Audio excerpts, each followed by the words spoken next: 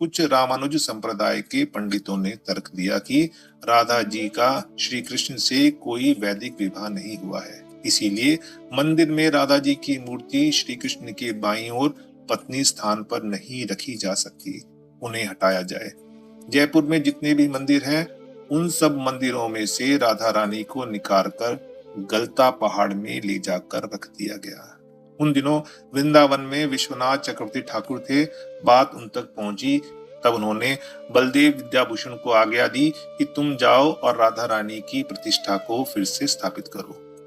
बलदेव विद्याभूषण राजसभा में आए और उन्होंने कहा कि राधा कृष्ण का प्रेम स्वकीय नहीं पारकीय रस है, जो वेदांत और भागवत से सिद्ध है। परंतु सभी विद्वानों ने उनको सुनने से मना कर दिया। कहा कि हम गौड़ीय सिद्धांत को नहीं मानते, तुम्हारा संप्रदाय प्रमाणिक नहीं है क्योंकि तुम्हारा वेदांत पर अपना कोई भाष्य नहीं है। गौड़ीय संप्रदाय बहिर्भूत है, इनको हम नहीं मानते। बलदेव विद्याभूषण ने कहा कि भगवान चैतन्य महाप्रभु ने श्रीमद् भागवत को वेदांत पर अकृतम भाष्य के रूप में स्वीकार किया है। सभी वेदांतों का यह सार है। श्रीमद् भागवत तो इस पर अलग से भाष्य की कोई आवश्यकता नहीं है। परंतु उनकी बात नहीं सुनी गई। उनको कहा गया कि अगर तुम अपना भाष्य दिखलाओ तब तुम्हें सुना जाएगा। उन्हें 7 दिन का समय दिया गया अपना भाष्य प्रस्तुत करने के लिए। बलदेव विद्याभूषण जी श्री श्री राधा गोविंद देव जी के मंदिर में गए। उन्होंने गोविंद देव जी से प्रार्थना की, प्रभु अगर तुम्हें राधा रानी चाहिए तो मेरे हृदय में मेरी लेखनी में बैठ जाओ, अगर राधा रानी नहीं चाहिए तो ठीक है, फिर जो इच्छा है वो करो। श्री राधा गोविंद देव जी के कंठ की माला टूटकर उनके गले में आ गिरी।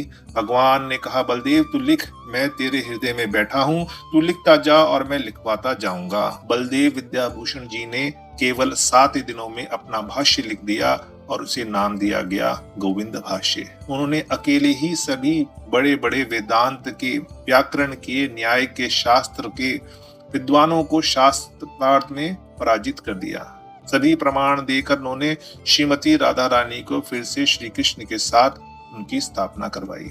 उन्होंने कहा, राधा रानी भगवान की आदि शक्ति है, अलादनी शक्ति है, सर्वोपरि शक्ति है। सभी शास्त्र बोल रहे हैं, तुम कैसे मना कर सकते हो?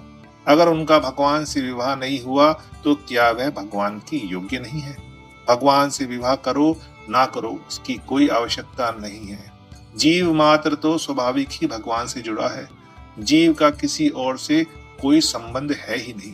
बिना विवाह के भी कोई भी स्त्री भगवान को पति मान सकती है और उनके लिए भगवान आ सकते हैं, उनको प्रेम दे सकते हैं, उनकी साधना पूर्ण होगी। यह पारकीय रस तो सर्वोत्तम रस है।